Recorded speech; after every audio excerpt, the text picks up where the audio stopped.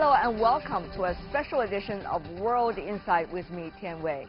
Trade negotiations between China and the U.S. taking place this week are another important step to build confidence in bilateral relations.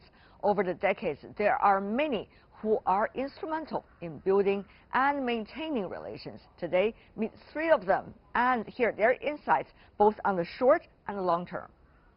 First, Joseph Stiglitz, the Nobel Prize-winning economist, has been frequenting China over the past decade as both an observer and an advocate for strong connections between the two economies.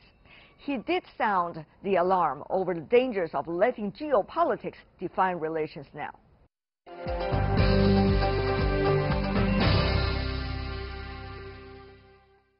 Are you worried about the Chinese economy? I think the Chinese economy is doing reasonably well. You have to put it in perspective. And remember, Chinese economy now in PPP is as large as the United States. So 6% on an economy of that size is a lot of growth.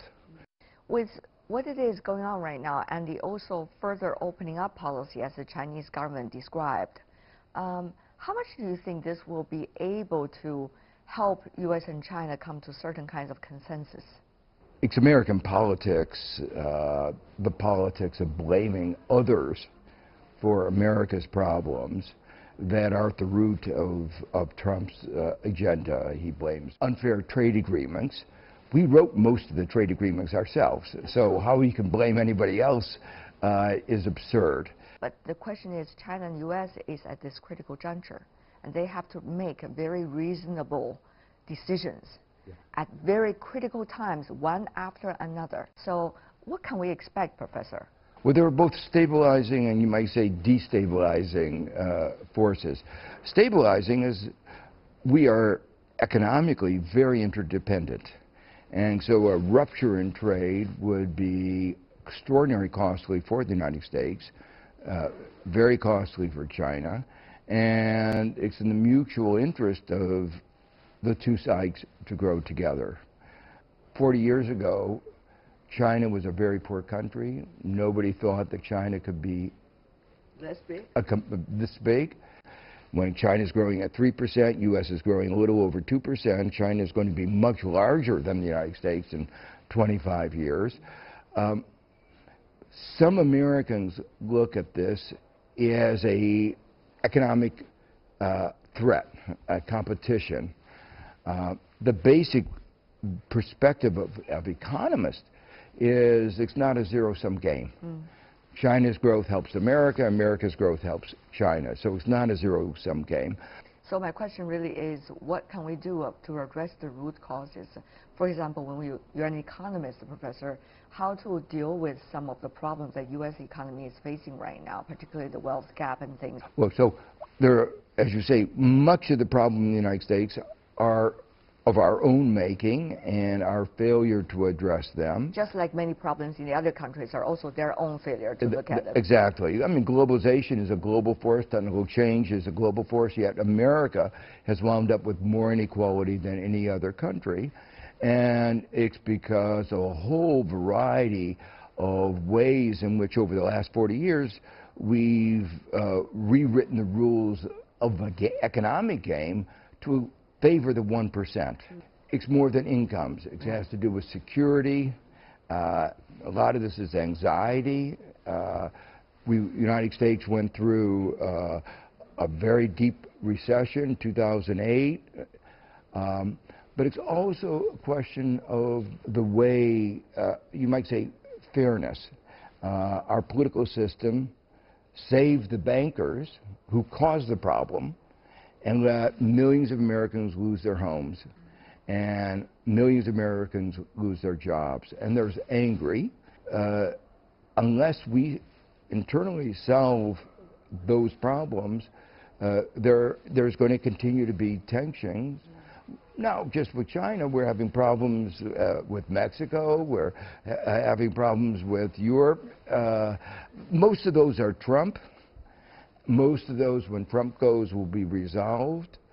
But some of the longer-standing issues of competition with China are still going to be there after Trump goes.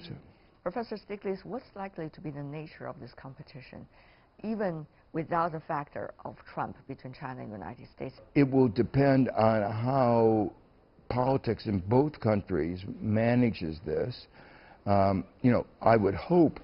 So you are saying let's give all the powers to the politicians and let them decide on whatever the decision will be about our own future. No, I would put it a little bit differently. What I was trying to say is I think the politicians are going to be very important in this.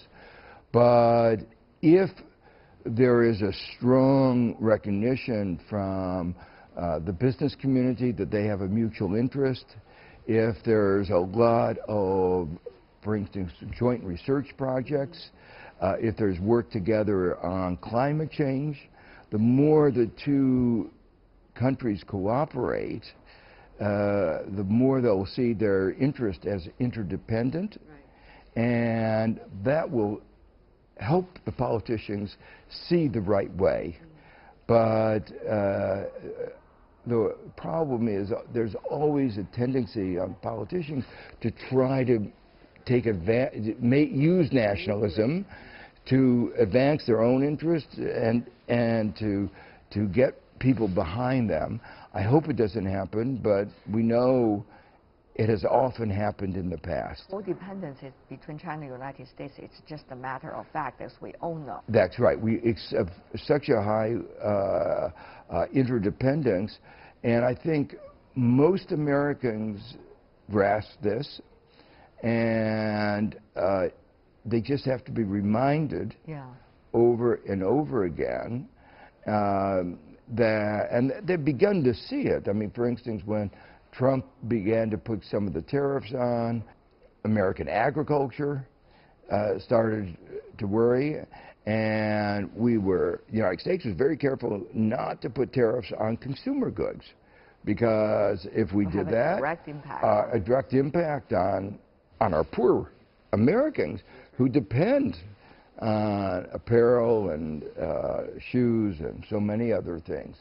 So we are very interdependent, but at the same time, one has to recognize the power of demagogue and the power of the forces that are pulling us apart, and not pretend that, as you said, that when Trump goes, everything is going to be back to normal. Right.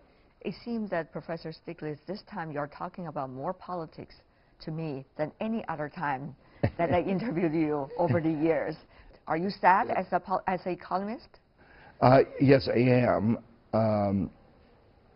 I'm sad that our politics didn't address the issues of inequality that gave rise to these tensions. I'm sad we didn't invest more in the United States in, for instance, renewable energy, solar panels. That we didn't invest more in AI. But that's, again, our failures. But I guess we hope the U.S. biggest export is not anger. That's something right. else. That's right. That's just a joke put aside. You see that China is trying to streamline its economy. Chinese government talk about increase the well-being of the Chinese people. How do you think, from an economist perspective, that can be done and should be done? Well, I think the emphasis that has been put on the quality of growth rather than just the quantity of growth is absolutely important. Key to that is education, health, creating livable cities, a better environment. All of these things are absolutely essential. I think they can be done very, very quickly, and they will support economic growth. So to me, it's not a trade-off. These are things that will actually strengthen the Chinese economy today. To do it very quickly, usually it involves a lot of state sectors. But that is not necessarily how you look at the growth of the market, right? You still want the market to play a decisive role. So that is a gradual process. I think you have to have both the state and the government and the market. the market creates a lot of problems, and we have to recognize that. It creates, on its own, it will despoil the environment, it will create inequality, it won't solve the health problems, it won't solve the education problems. And so, yes, in certain areas like steel and producing pencils and chairs, the market plays a role. But the decisive role in the things that affect people's well-being, environment, health, education, creating livable cities, the state has to play a very central role. It can use market mechanisms, but you cannot do this without an important role for the state. It's always a beautiful balance that one has to take. You always have to get the balance, and I think China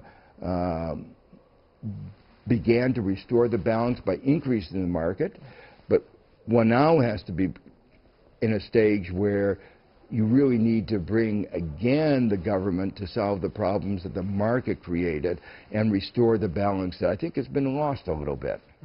Professor Stiglitz, it's always enticing talking to you. Thank you so really much, enjoyable. Sir. Thank you. Thank you, sir.